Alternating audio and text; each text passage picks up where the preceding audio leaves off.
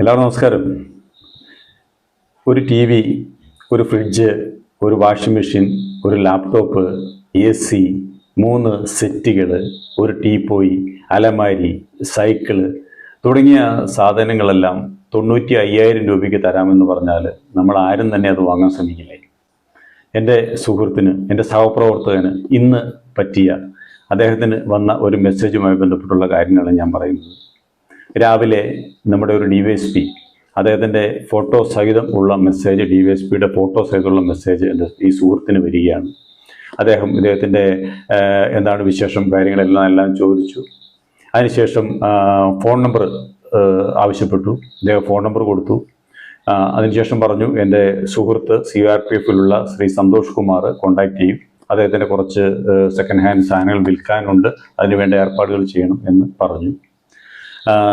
അദ്ദേഹം യെസ് പറഞ്ഞു, സമ്മതിച്ചു. എന്തായാലും കുറച്ച് കഴിയുമ്പോൾ തന്നെ അദ്ദേഹത്തിൻ്റെ വാട്സാപ്പിലേക്ക് സന്തോഷ് കുമാറിൻ്റെ മെസ്സേജ് വരുന്നു. അദ്ദേഹം ഇവിടെ നിന്ന് ട്രാൻസ്ഫർ ആയിട്ട്, അദ്ദേഹം മിലിറ്ററിയിലെ ഉദ്യോഗസ്ഥനാണ്, CRPFയിലെ അസിസ്റ്റന്റ് കമാൻഡൻ്റാണ്. അപ്പോൾ അദ്ദേഹം ഇവിടെ ട്രാൻസ്ഫർ ആയിട്ട് പോവുകയാണ്. അപ്പോൾ അദ്ദേഹത്തിൻ്റെ സെക്കൻഡ് ഹാൻഡ് ഉൽപ്പന്നങ്ങളുണ്ട്, സാധനങ്ങളുണ്ട് കുറച്ചധികം. അപ്പോൾ അതെല്ലാം അദ്ദേഹം ഫോട്ടോ ഇട്ട് കൊടുക്കുകയാണ്. ഞാൻ ഈ പറഞ്ഞ സാധനങ്ങളെല്ലാം ഫോട്ടോ ഇട്ട് കൊടുക്കുകയാണ്. ഫോട്ടോ വരുമ്പോൾ ഏകദേശം ഒരു 5 ലക്ഷം രൂപയിൽ കുറയാത്ത നല്ല സാധനങ്ങളാണ് അതെല്ലാം. ആരും അത് കണ്ടാൽ ഈ 95,000 രൂപയ്ക്ക് ഉറപ്പായിട്ടും വാങ്ങിപ്പോകും. നമ്മുടെ സുഹൃത്തും ആദ്യം വിശ്വസിച്ചു.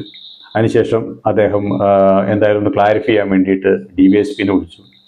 DYSPനെ വിളിച്ചപ്പോഴാണ് അറിയുന്നത്, അദ്ദേഹം അറിഞ്ഞിട്ട് പോലുമില്ല ഇങ്ങനെ ഒരു കാര്യം.